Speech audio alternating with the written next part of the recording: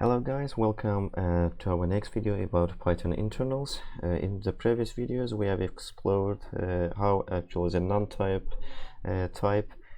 object was implemented in the CPython in Python source code, and it's our turn now to make some useless change to the non-type object. So I've created the NoneType change, the branch, and what I want to do here is return, for example, true for non-bool call.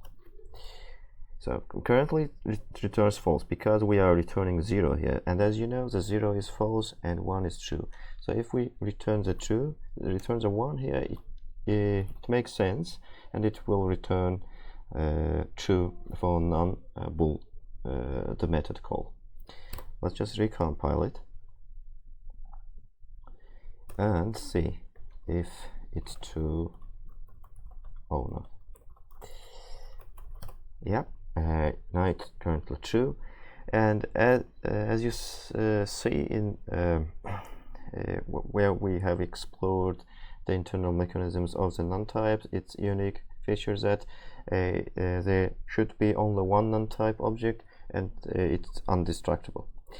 But what we can do here, while we create the new non-type object with using the non-new, we can return something not a non-type, but something like I don't know, if the big integer, for example, pylong from long with this kind of integer, and let's just recompile it. Let's see what's going on.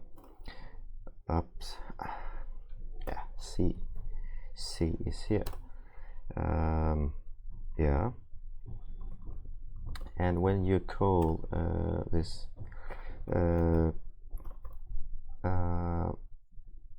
when you call this none and assign the to the key variable, and let's just see what the memory address it has, and the extra one with y.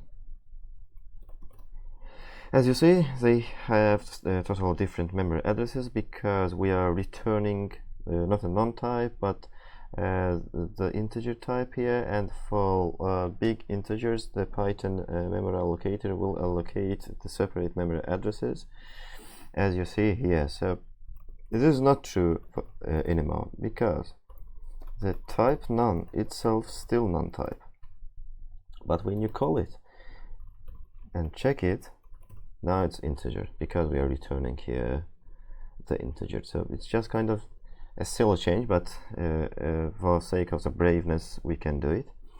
I don't know what we can do an extra with the non-type, because it's simplest type actually with no features. Now we can do like for built-in module there's a none, and we can return here also some integer type. Oops. Let's see, just no, I'm in the wrong place. I need this terminal. And so what we want to achieve here, so if you print with get pattern and from built-ins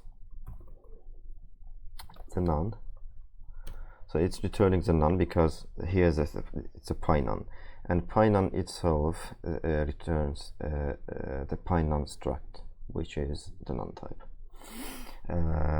So what we can do, just pylong from long here with, I don't know, extra integers, and let's just recompile it. And now when we try to get the none from the built-ins, it will return this integer because we have specified it here. It should be enough for the non-type and exploring or changing, making some the change to the non-type itself, and due to the simplicity of this type, there's not not too many things to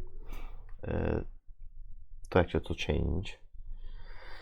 And I think that's enough for the NoneType, and in the next video I want to explore the Boolean type, in the next built-in type, the primitive type of the Boolean, and let's see what features it has. See you in the next video. Bye.